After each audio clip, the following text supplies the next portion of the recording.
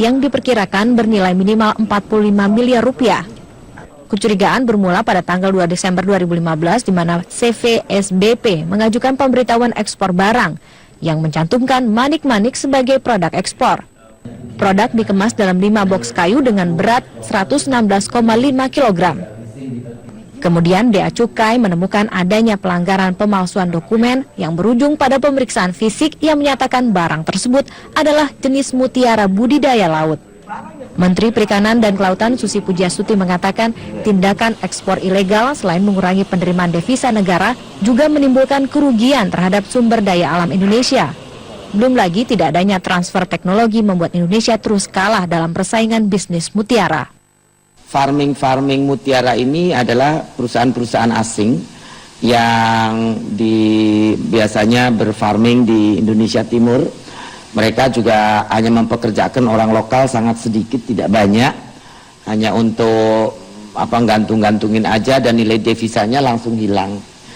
Yang kedua adalah sebetulnya intinya kita tidak bisa menggerakkan industri kalau kegiatan ilegal seperti ini dibiarkan. Karena semua orang jadi semuanya menghindar, tidak ada yang mau terang-terangan.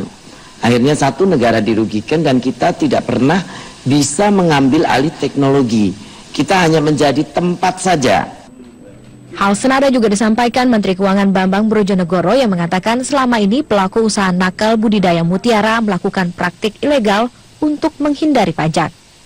Dengan dia tidak melaporkan ekspor dengan benar, justru kerugian negara itu adalah larinya tadi ke pajak. Ya, apakah PPh badan, PPh persorangan, atau pajak-pajak lain yang terkait dengan aktivitas dia. Karena pada intinya dia membuat aktivitas yang harusnya legal menjadi ilegal dengan tidak melaporkan secara benar. Kecurigaan adanya ekspor ilegal timbul setelah melihat nilai ekspor mutiara Indonesia di tahun 2014 yang hanya berkisar 6,51 ton dengan nilai perdagangan 28.740.000 dolar Amerika.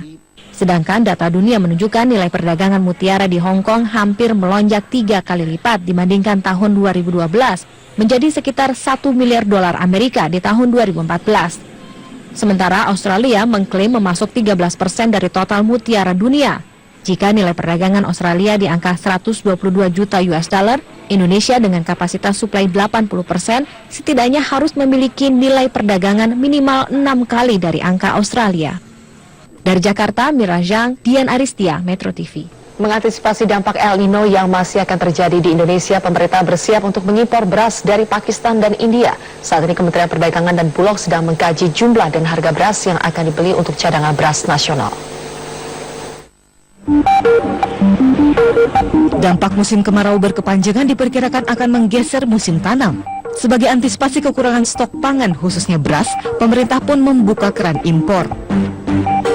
Menteri Perdagangan Thomas Lembong mengatakan pihaknya bersama Bulog masih mengkaji beras yang akan dibeli dari 2 negara, India dan Pakistan. Jumlah dan harga beras yang akan diimpor pun saat ini masih dalam proses negosiasi.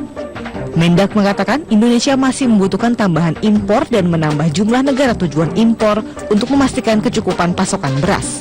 Secara umum konsepnya adalah kita mau memperluas sumber-sumber impor pangan untuk mengurangi ketergantungan kita. Jangan selalu impor hanya dari 1-2 negara saja, tapi kita juga pelajari apakah ada negara ketiga, keempat, kelima, sehingga juga lebih banyak persaingan supaya kita bisa mendapat harga yang lebih baik. Sebelumnya pada tahun 2015 Indonesia juga sudah menyepakati impor beras dari Thailand dan Vietnam sebanyak lebih dari 1 juta ton. Sebagian beras impor dari Thailand sudah tiba di Pelabuhan Belawan, Sumatera Utara.